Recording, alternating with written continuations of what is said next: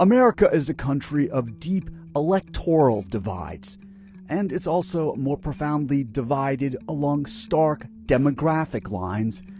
On one side, middle-class white Americans who feel like their government no longer works for them, who've elected to give Donald Trump the chance to drain the swamp.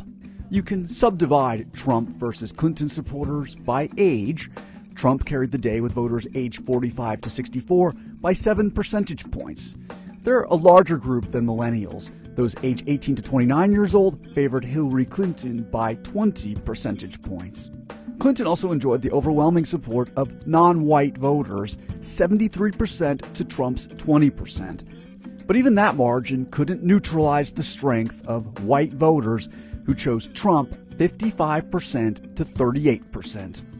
Another sharp divide: religion. Americans who attend church once a week or more mostly took Trump's side. People who never go to church voted overwhelmingly for Clinton. But perhaps the deepest divide, at least in this election, is between rural voters and the populations of America's cities. 2/3 of people who live in cities favored Clinton. Trump won small city and rural voters by around an equal amount. There's lots of ways to slice and dice the American electorate. So with all this division in the country, what factor, what demographic slice mattered most to Trump's triumph over Clinton? It may be impossible to say, but here's one theory. The first female presidential candidate in the history of the U.S. failed to appeal to enough middle-class white women. This chart shows who voted as divided by race and sex. White women are the largest slice. Their numbers are about the same as in 2012. In that election, Mitt Romney won 56% of white women.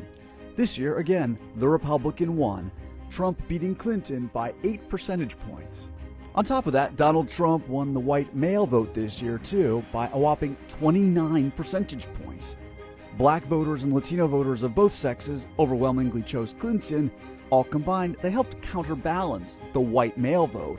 And that put white women in the driver's seat to determine the course of the election. And if you divide this group out to those white women with a 4-year college degree and those who don't have one, you see a socioeconomic tsunami.